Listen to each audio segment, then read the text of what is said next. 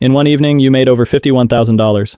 You sat in your apartment at 4 a.m., staring at the transactions, feeling a cold kind of satisfaction. You weren't just surviving anymore. You were building something. You started treating your friends to nicer things. You paid for a big group dinner at a steakhouse and watched them laugh and joke about how you were the successful one now.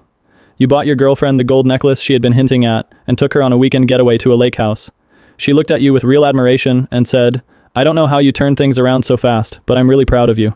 You smiled and kissed her, but every time she said things like that, the weight in your chest grew heavier. You knew the truth. None of this was real. Every dinner, every gift, every proud look was paid for with someone else's stolen number and someone else's money. You had become very good at what you did. You had built a quiet, efficient web, but the more successful the operation became, the more you felt the walls closing in. You started keeping a go bag ready, cash, new SIMs, a change of clothes, just in case. Because deep down you knew, the bigger the web, the harder it is to escape when it starts to unravel. The first crack appeared on a quiet Thursday afternoon. You had just finished a clean swap on a mid-level crypto holder and were counting a fresh $18,700 when your phone buzzed with a notification from one of your burners. It was a text from a number you didn't recognize.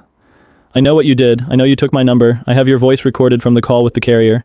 I have screenshots of the transactions. Send back every dollar or I'm going straight to the FBI and posting everything online." Your stomach dropped. You blocked the number immediately, but the message kept replaying in your head. That night you couldn't sleep. You started reviewing every swap you had done in the last month. You deleted old chats, you wiped call logs, you changed all your VPN locations and burner numbers, but the fear stayed. The next morning, 2 of your payment processors sent warnings. Unusual activity detected. Account under review. You moved money as fast as you could, splitting it across different wallets and accounts. You reduced your swaps from 5 to 6 per week to just 2, but even that felt dangerous now.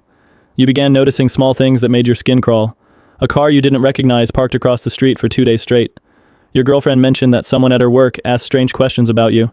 Every unknown call made you freeze. You started taking new precautions. You bought a cheap dash cam for your car. You stopped using your main phone for anything related to swaps. You created a go bag with cash, new SIMs, and a change of clothes hidden in the closet. One night you woke up at 3 a.m. convinced you heard footsteps outside your door. You grabbed a knife and stood in the dark hallway for 20 minutes. Nothing was there. The money was still coming in, but slower and with much more risk. You found yourself constantly checking your bank apps, refreshing news for SIM swap arrests, and Googling how long carriers kept call records.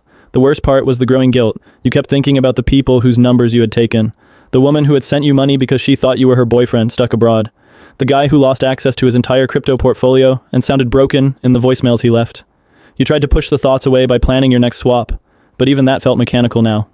One evening, while sitting in your car after buying groceries, you looked at the expensive watch on your wrist, the one you bought with stolen money, and whispered to yourself, "I can still stop, right?" But you already knew the answer. You opened your laptop at 2:47 a.m. and started researching your next target, a high-value trader who had just posted about a large Bitcoin transfer. Because stopping now would mean admitting that everything you had built was a lie, and you still weren't ready to face that. The web you had spun was starting to tighten around you.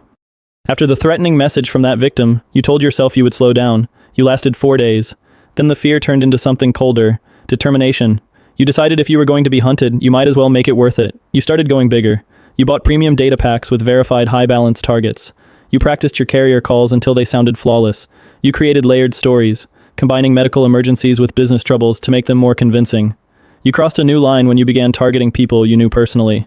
First, it was an old coworker who had bragged about his crypto gains on Facebook. You used details from his public posts and swapped his number in under 25 minutes. You drained $31,000 before he even realized his phone was dead. Then came the one that really changed you. You targeted your girlfriend's boss, a wealthy man in his 50s, who had been rude to her at work. You used information she had casually mentioned over dinner. You swapped his number and took $47,000 in one night. When she came home happy the next day saying her boss was suddenly in a great mood because his phone got fixed, you laughed with her. But inside, you felt nothing. The money kept pouring in. You bought the black Audi A5 you had wanted since you were a teenager. Cash, no questions asked. You took your girlfriend on a surprise weekend trip to a luxury lakeside resort. You paid for bottle service at a rooftop bar and watched your friends toast to your success. You told them you had landed some big freelance cybersecurity contracts. They believed every word. You started dressing sharper, speaking with more confidence, and carrying yourself like someone who had finally made it. But every night, when the adrenaline faded, the weight grew heavier. You knew you had crossed a point of no return. You were no longer just stealing from strangers. You were stealing from people connected to your real life. You were using the trust and information from your own relationships to destroy